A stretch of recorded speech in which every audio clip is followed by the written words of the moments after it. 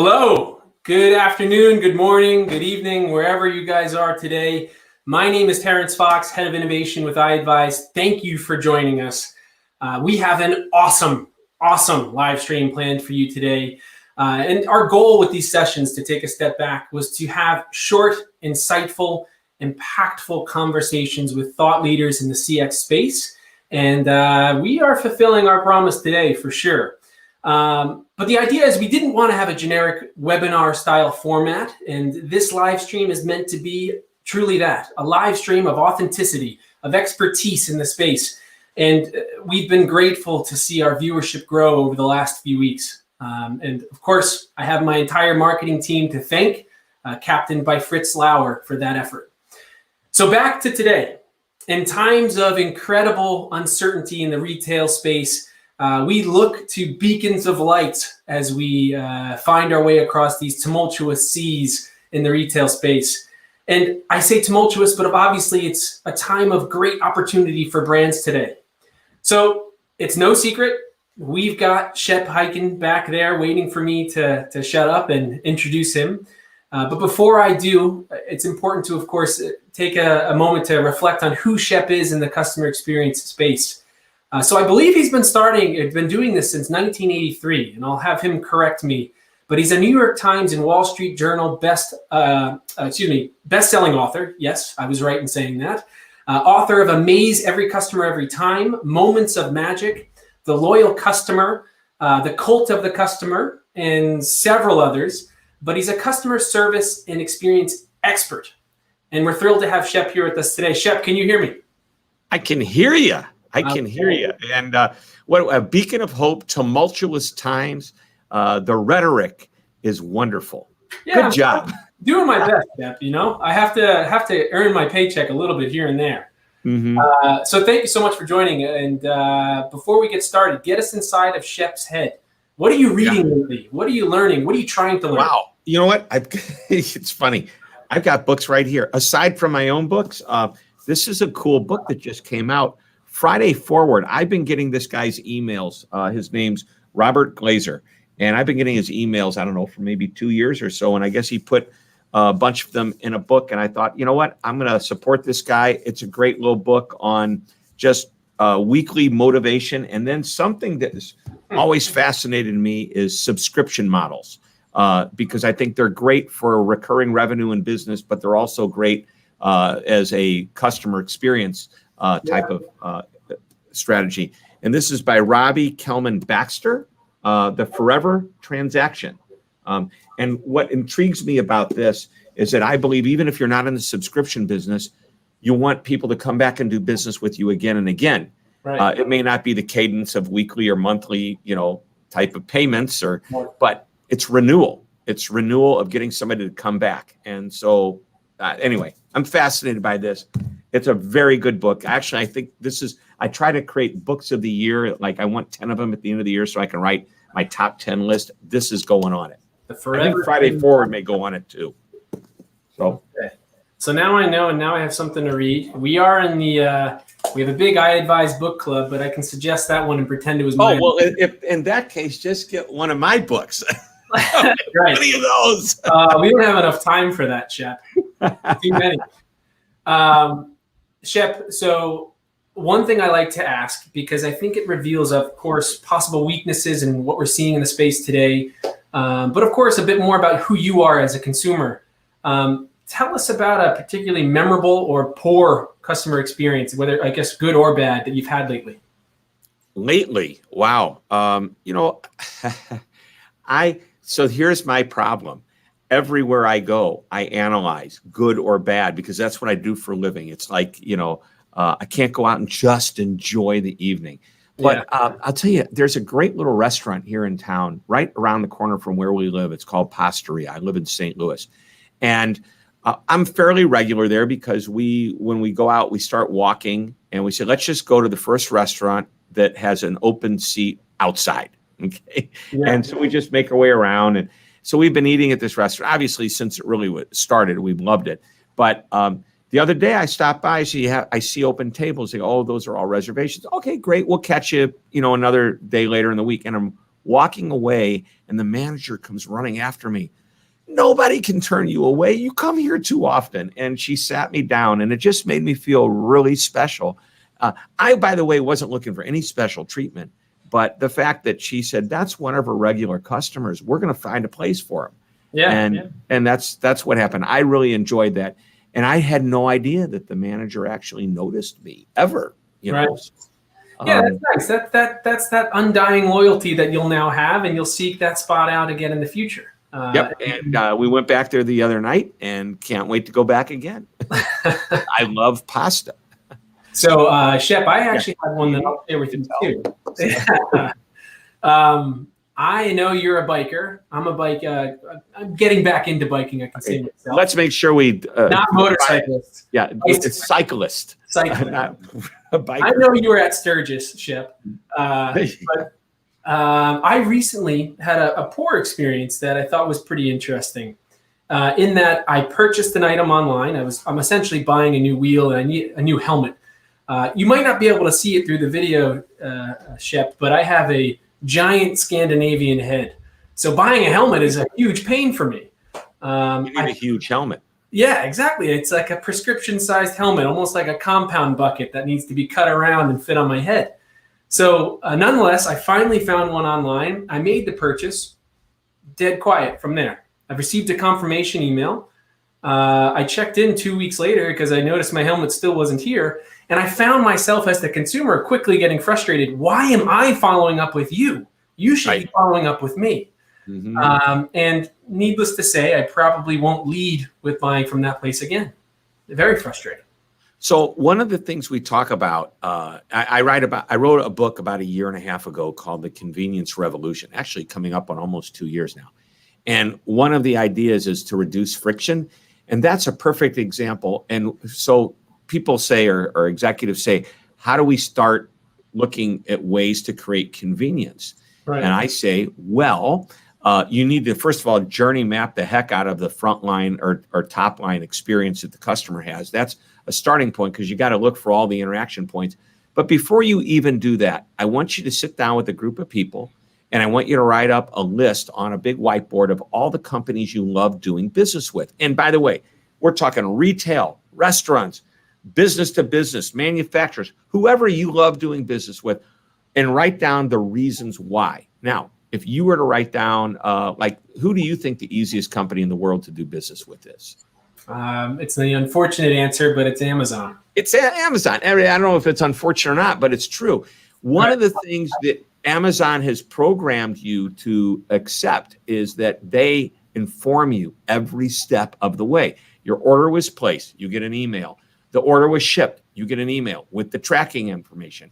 And oftentimes today, you even get an email when it arrives with a picture of whatever the box looks like leaning up against your door or, on the back porch. And Shep, I've even seen recently notifications that, hey, your order is 3 stops away, approximately 11 minutes. That's what you want. And how about this notification? We dropped off your order 2 hours ago. We noticed that it's now 60 miles away. Seriously, you enjoy that confirmation experience. Information is key. So you get that bike helmet that you bought and you purchase it and it's been shipped and you're waiting and you're waiting and you're waiting and they're not informing and you're used to that experience with another online retailer. What happens? You've not compared, and maybe that online retailer doesn't sell bike helmets. They're not even a competitor. All right. But you're comparing your experience with that company to one that's not even a competitor. That's real important. But the point of this is look for what you love in these different companies and say, can we do any of that? So we learned a long time ago that when we ship a book out, even if it's just one book from us, if they don't buy it from Amazon, they're calling us to buy it. Yeah. And we let them know it's shipped out. We give them the tracking information. We're not as sophisticated as Amazon and can't track it and automate that process. But then again, we don't have millions of orders a day. Right. So what we do is we look at it. We send the client an email. We notice that, Bob, Sally, whomever signed for your purchase. If you, we'd love to get your feedback and hear what you like about the book, And now it's like now we've just said thank you again. We've shown them it's arrived. and we're proactive, because there's several times that I received an email, "Where's my book?" And I was thinking, it's a month after they bought it. Didn't we follow up? No, we didn't have a system in place. Well, now we do. Yeah, and you can't have those periods of minimum communication where the customer now is reflecting on their purchase, reflecting on their experience. If you are giving that proactive engagement, of course, that drives the reassurance in their purchase. Yep. Which is extremely important. Shep, so this is real general, high level, non-sophisticated information, but I urge you to not be like distracted by how simple these ideas are, because they're the difference makers in that customer experience front line. That's a very nice quote, Shep. I like that. You recently tweet it. Yeah, you recently wrote, and we'll actually include the tweet it yell at the end of the quote too. You recently wrote about installing confidence in your buyers and installing confidence in the buyer's journey. And I think it was a Forrester survey where they took a look at what Uber and Lyft did compared to a taxi cab. Right. Yep. The description you provided I think this was on a Forbes release recently, is, you said, I take a taxi, I sit outside, it said it'd be here in 15 minutes, and then another 15 minutes goes by, I'm extremely frustrated. And what Uber and Lyft did by just showing you on a map where the car is and how far away it is, that gives a sense of power and control to the consumer. Right. And of course, installs that confidence, much like the example we were just sharing before about the bike helmet. Knowing where it is, knowing when it's coming, that's important. Yep. And so I'll give you another example. And that's all part of the convenience revolution. Uber and Lyft reduced friction when they said, hey, and by the way, I lived in the suburbs at the time, and I'd have to call for a cab. Today, I live in an urban area, and I just walk out, and there's cab stands everywhere. But back then, I called. Well, they eliminated the phone call.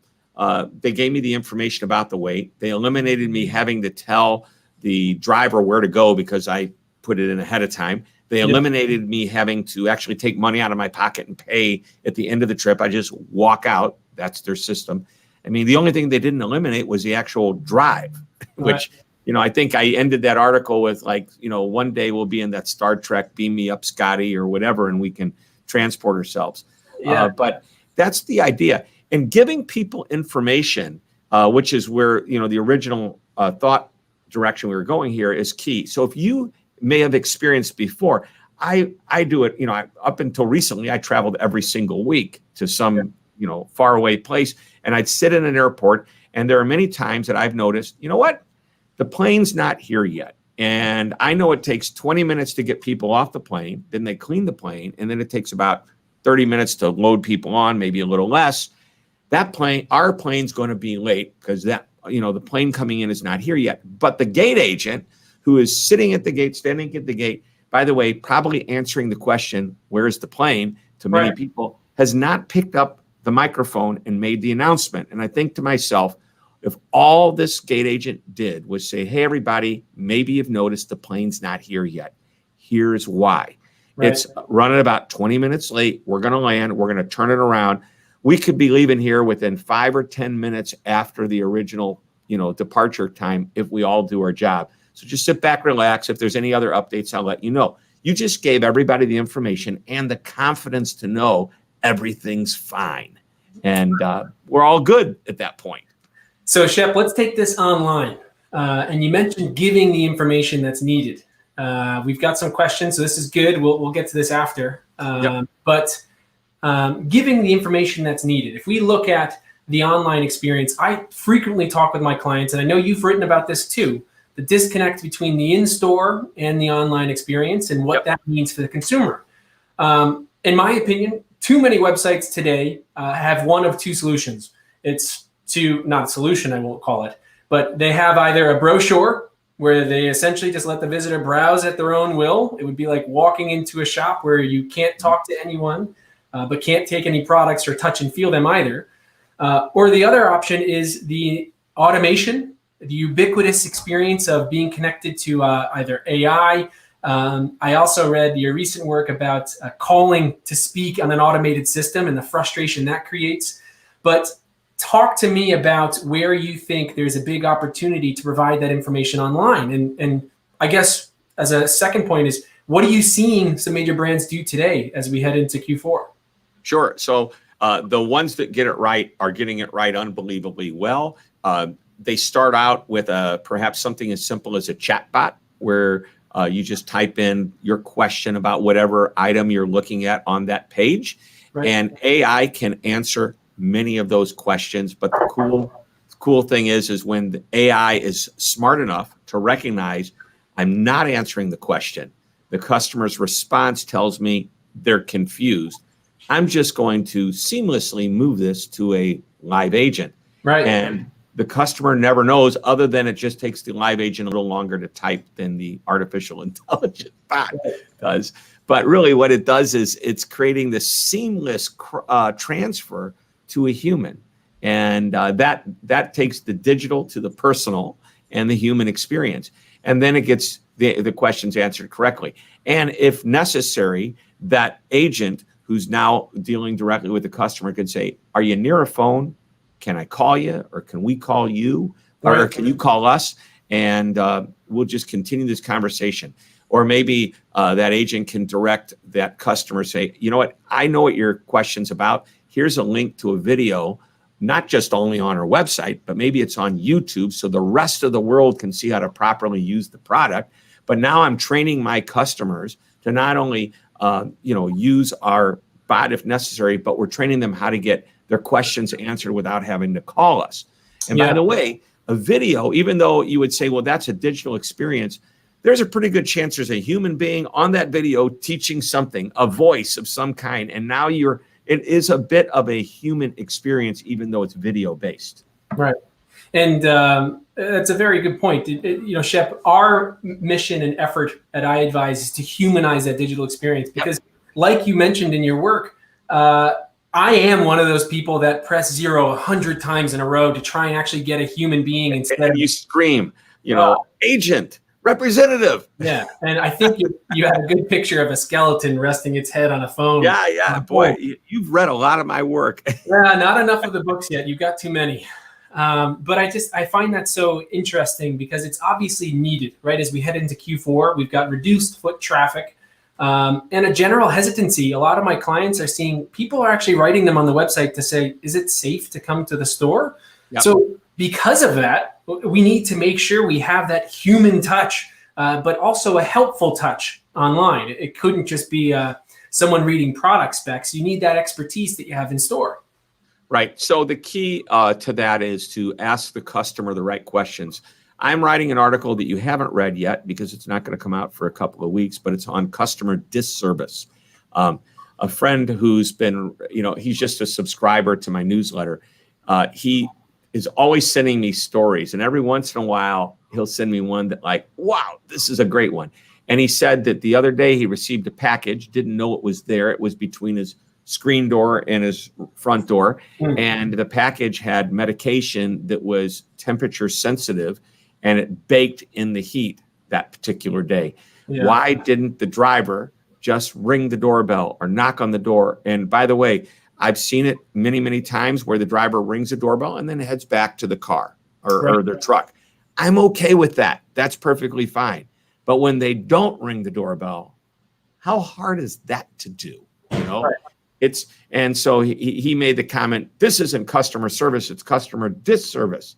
And I went, I love that. I'm going to write about it.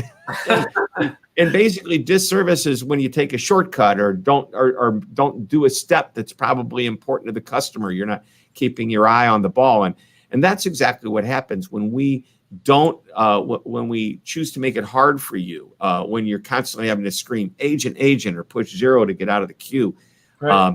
You're really doing the customer a disservice by making it hard for them to do business with you.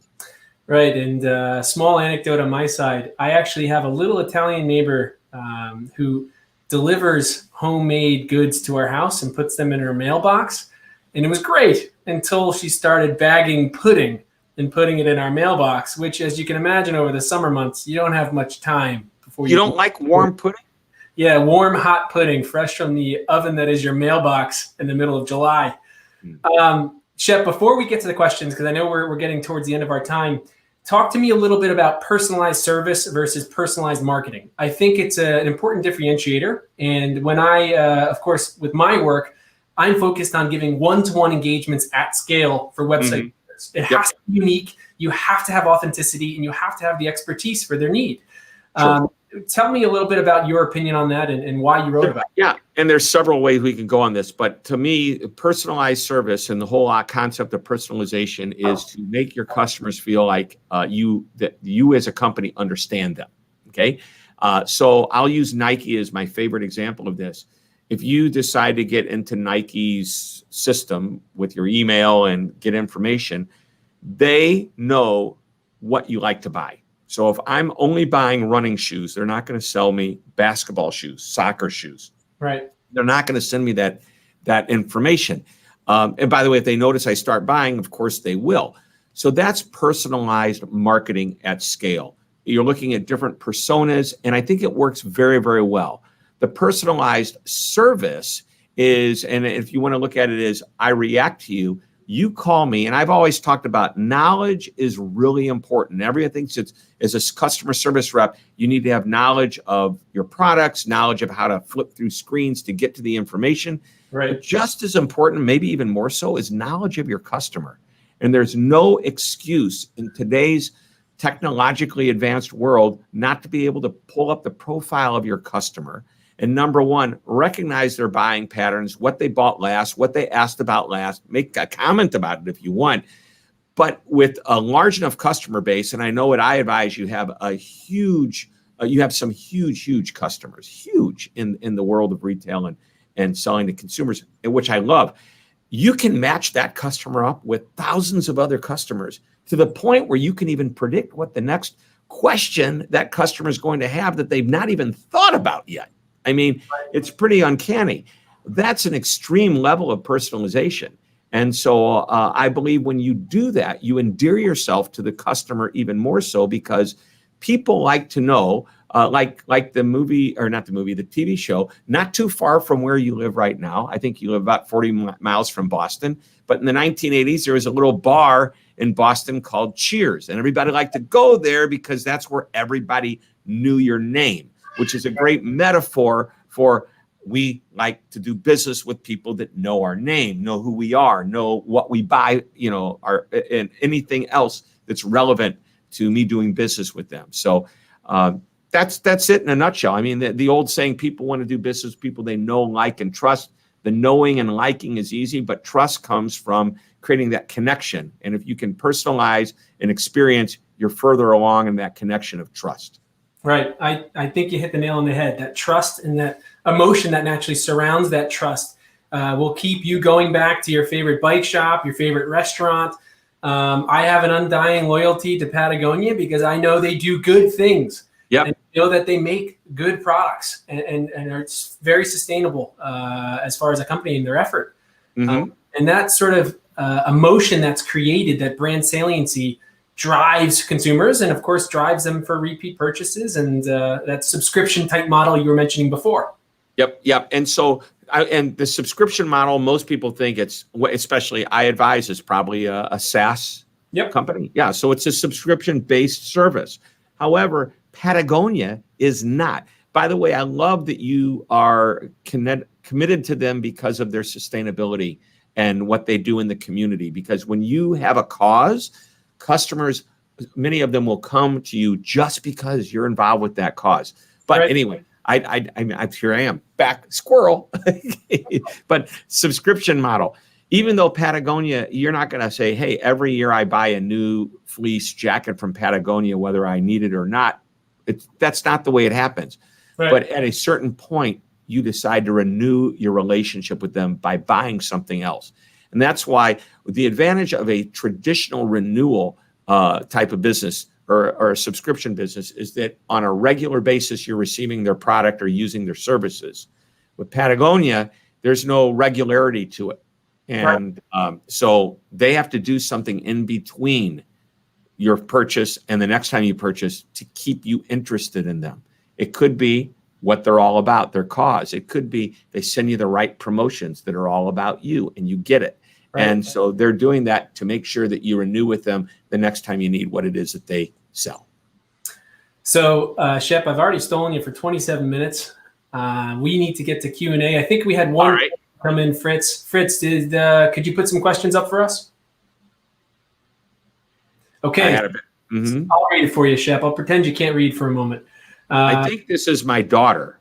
I've had experience with receiving my textbooks and class readings 2 weeks into the semester, and it's making it hard to do assignments, and I have no idea or updates on where my books are. So obviously very similar to me buying that oversized prescription helmet for my head. To not have the communication or not to be proactive turns everyone away. Yep. So I jokingly said my daughter actually, I think, is having the same experience that one of her textbooks. Actually, most of the class has not been able to get their textbook for the class she's in. She's just started law school up at Brooklyn Law. So anyway, so here's what, as a consumer, I would be talking to them and I'd say, cancel the order, redo the order, and overnight me the book. Right. Period. The end. If it's an issue of supply, find another supplier. And guess what? I'm talking about the company. Right. Find another supplier if you care about this customer and buy it on behalf of the customer and send it to them. Plenty of stories of like Nordstrom saying, we don't have that shirt, we're out of it, but are you going to be shopping for a little while? Come back here in a half an hour. And that salesperson goes to the other side of the mall, buys a shirt from a competitor, the one that the customer wants, brings it back and sells it. Because the idea is, as a customer, you're more important to me than your money. You're as a person, you're more important to me than your money. Because if I take care of you as a person, the money's going to follow. So that's a lot more information. But the issue with the textbook, that's a perfect example. Just yesterday, I had a virtual assistant send me a link to a sizing chart when I asked for help to pick out a backpack and was hoping to get transferred to a person. So this looks like obviously reflecting on that virtual assistant and that sort of engagement. Shep, you mentioned before the need to pass seamlessly to a human without it seeming kind of clunky. It seems like obviously in this instance there was a desire, but they did not do that.